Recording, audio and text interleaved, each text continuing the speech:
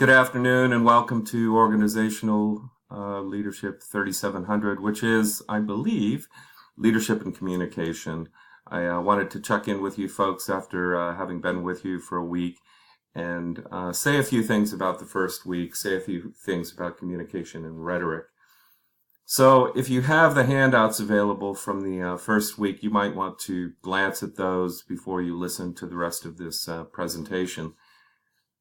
I want to underline the fact that this course in communication and leadership will focus primarily on your role as an effective communicator.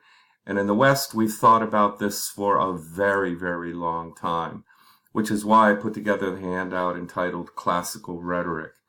Over 2,400 years ago, the precursors to Socrates, Plato, and Aristotle were talking about how to effectively communicate.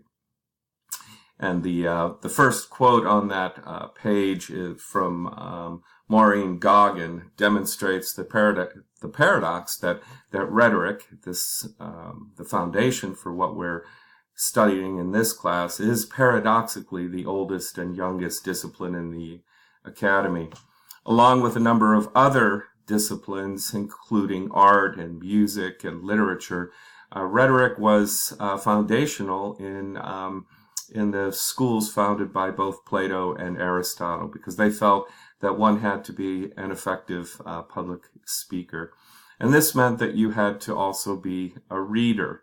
And in this day and age, we know that in addition to being a good speaker and reader, you also have to be an excellent writer.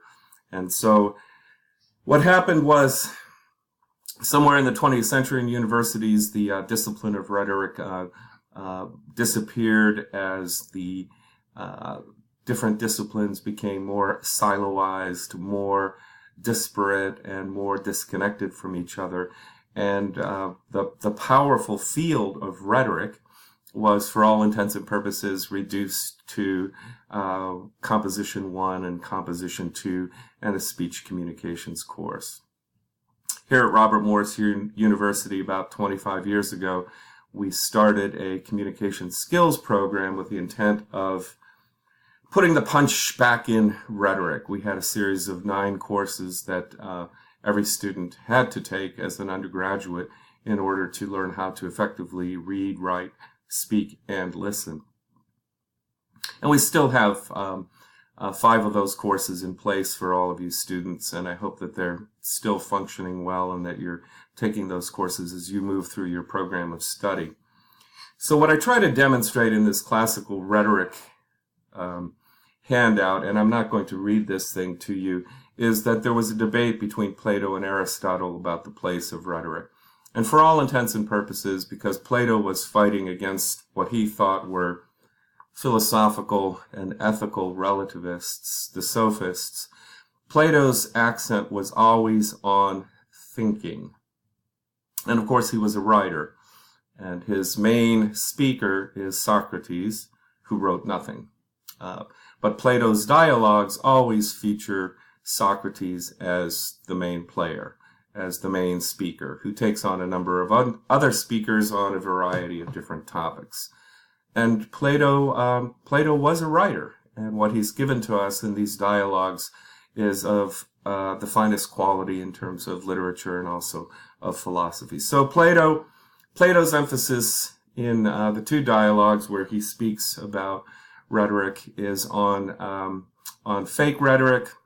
Sounds a little like fake news, which he describes in the Gorgias, and the fact that if all you do is rhetoric and there's no content, there's no truth to it whatsoever, if you become a flatterer, then basically you're a deceiver, and there's no place for you in Plato's great but rather totalitarian nation state, the Republic. So in the Gorgias, Plato features Gorgias, who is a teacher of rhetoric, and he peddles his goods for a good price. Socrates never charged anybody a cent for the education that he delivered. Gorgias was basically shy on content, shy on truth. And so he's presented by Plato in contrast to Socrates as a as a buffoon. In the other dialogue where Plato speaks about rhetoric, the Phaedrus, the basic message is you probably ought to not take pen to paper. You probably ought to not open your mouth until you have something really important to say, and until you have something really profound to say. And this is the lesson that Socrates gives to young Phaedrus when they look at a number of different speeches. So the message from Plato is rhetoric may matter, and it may be important for you to effectively communicate the truth that you know, but what's even more important is your search for truth. And for Plato and his presentation of Socrates, that means being in a dialogical relationship with people who know. Or people who say, well, I'm not so sure. But if we take the time to explore this subject together, perhaps we can come to some understanding of what the truth is on whether we're talking about beauty or justice or ethics, you name it. The truth comes out by way of human dialogue with one another. And I think this is another important lesson for our current times, especially the current political scene, where it seems that members of certain parties are shutting down and not speaking to one another. The whole point of Plato's dialogues is that we need to talk to each other. But remember, Plato is big on truth and short on how important it is to communicate the truth effectively. His disciple, Aristotle, is the precise opposite. And if you flip over to page 2 of that handout that I gave you, you'll see that Aristotle wrote a work called Rhetorike, the rhetoric. And the rhetoric is about persuasive speech, largely. But the principles can be applied to persuasive writing as well. And I note here that it's not surprising that Aristotle, whom Plato even disparagingly called the reader, the writer, is the first to organize and conceptualize rhetoric as a discipline.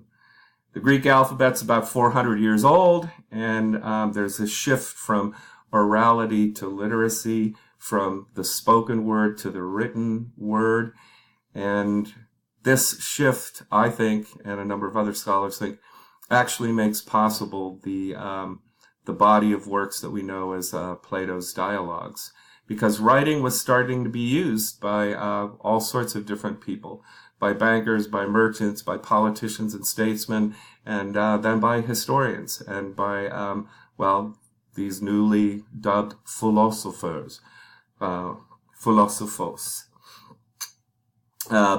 Aristotle's Rhetoric and Poetics can be seen as the first attempt to offer us an exhaustive taxonomy of speaking and writing.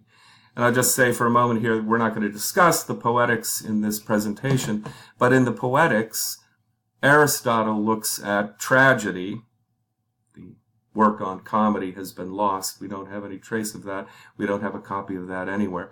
But he looks at tragedy and talks about tragedy as the highest art form. And for those of you would-be leaders, I think reading good works, reading good novels, good plays, and so on and so forth, even attending, attending, I challenge you, live theater to see some of these ancient works acted out on stage, I think you'd be surprised at how important and relevant they are. And that's why Aristotle devotes a whole book to tragedy, and then another book to comedy, to talk about the principles that are involved in both putting together a good play or a good novel or a good short story or a good poem. And also he gives us the tools for analyzing works of fiction, whether tragedy or comedy. But we're here to deal with the rhetoric today, and in the rhetoric, Aristotle defines rhetoric as the faculty of discovering the possible means of persuasion in reference to any subject whatsoever. So for Aristotle, rhetoric is about persuasion. And further, against Plato, rhetoric is is described as the necessary, and I have to underline the word necessary there, the necessary counterpart or complement, and the word there is antistrophe, of dialectic.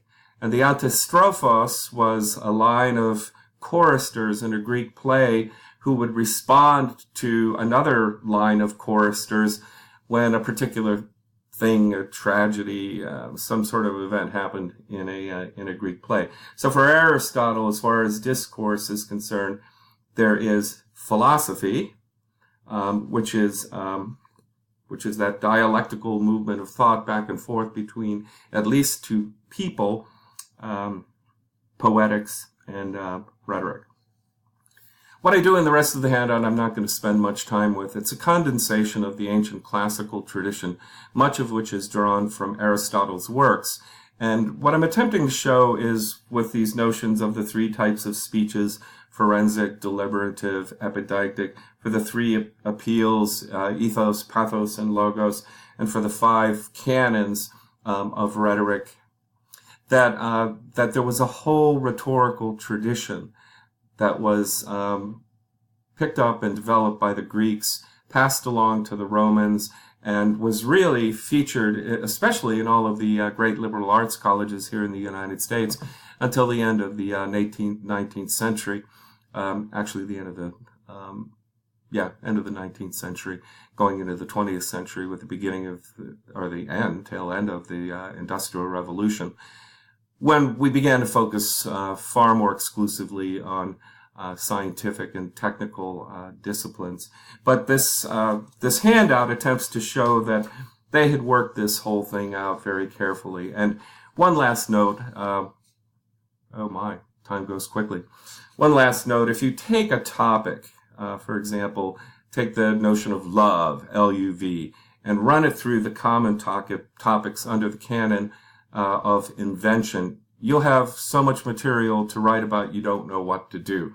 In other words, the canon of invention was invented to preclude what we commonly call writer's block.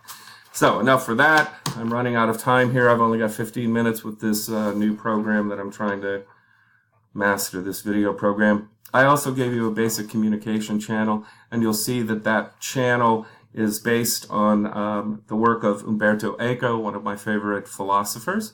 And you'll see that it's a reiterative channel. It's not the linear channel, even though it looks linear, it's cyclical. Because if the message doesn't get across from the source to the receiver, and there's some feedback to the source or the sender, then you never know if communication is actually taking place.